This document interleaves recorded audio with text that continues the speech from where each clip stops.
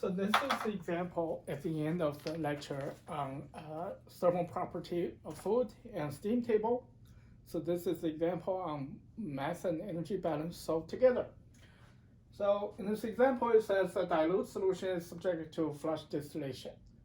The solution is heated in a heat exchanger and then flushes in vacuum vessel for removal of water vapor. If heat at the rate of, this is 270,000 kilojoule per hour, is transferred to the solution in the heat exchanger, we want to calculate the temperature of the solution at the exit of the heat exchanger and the amount of overhead vapor and the residue liquid leaving the vacuum vessel. So apparently the first question, you will need to use the energy balance because we're solving for temperature, which is related to energy. And the second question, you certainly will need to solve for a mass balance alongside with energy balance as well, because what we want to figure out is the amount of vapor and liquid. Okay. As always, the first step is to draw the system diagram as we're showing up here. And as you can see, this is the heat exchanger, vacuum vessel, and I put a dashed line, blue box outside the entire system to show that we can choose to look at this from different perspective. If we look at this from the system 1 perspective, and you can see that for system 1, which is the blue line, the dashed blue line box, right? We can easily write both the energy and the mass balance between the feed stream, MFI, initial feed stream, vapor, and V, liquid, and L. Okay. So we don't need to really pay attention to what happens between the heat exchanger and the vacuum vessel if that's what we are going to do. And as you can see at the end, this is exactly what we'll be doing to solve the second question. But first, let's look at the first question, because the first question is after the heat exchanger. That's the system number 2 here, or box 2. So what we wanted to do is to write the energy balance equation. And the feed stream going in, there's a temperature change during this process.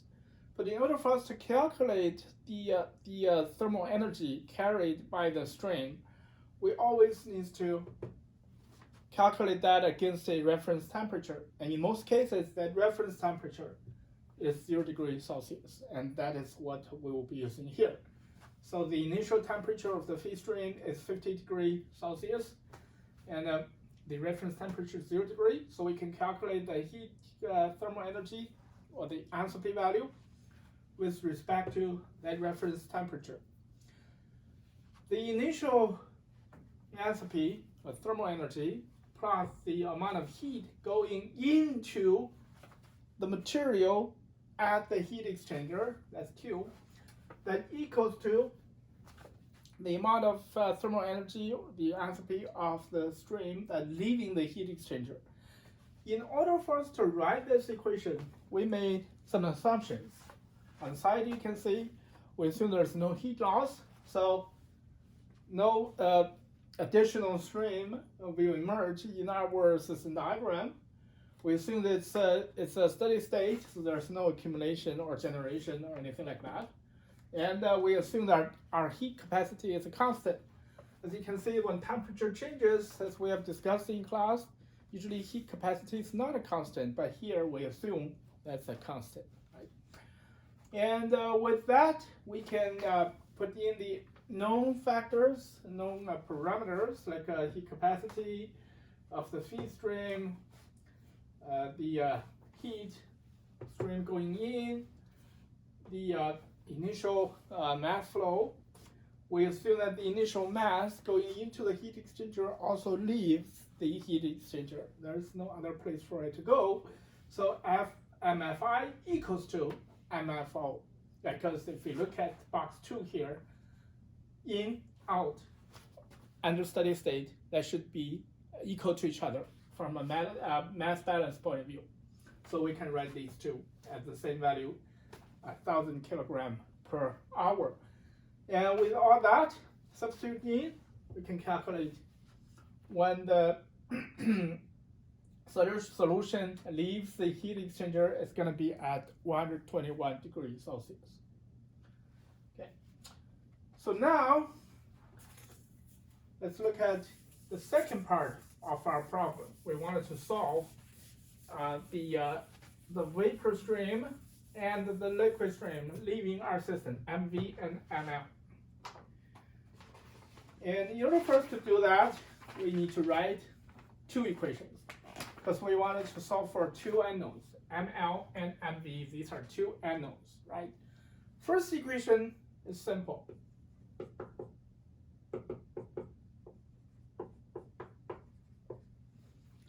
This is looking at the dashed blue line box. Incoming mass equal to outgoing mass. And certainly the second equation we wanted to write is a balance of energy within that dashed blue line box.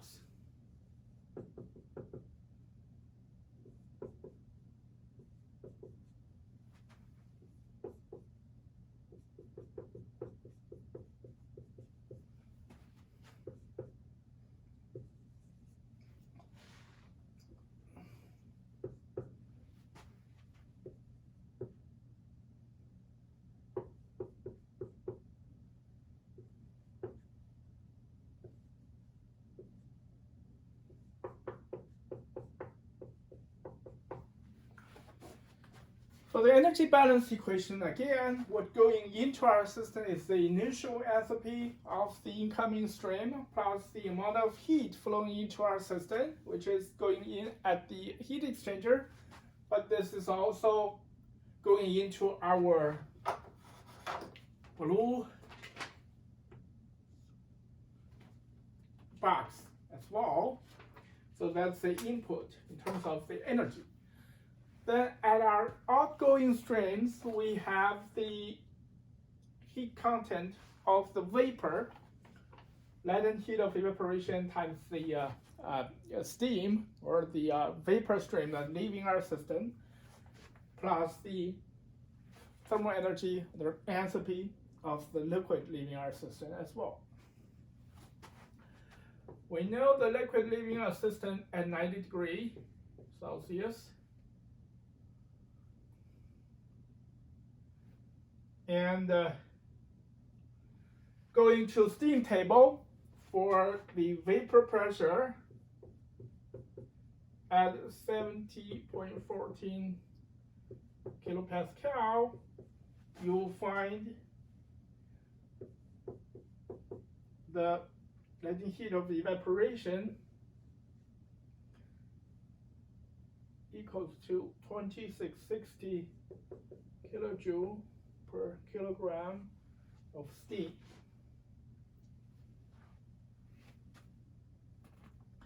And this is also the steam table tells us the liquid temperature at that point would be the saturation temperature, and that equals to 90 degrees as well. So these are the information from steam table. And with this information in, we can substitute them into our equation here, which will allow us to solve these two equations to get our unknowns. So we'll find V equals to 50.9 kilogram per hour.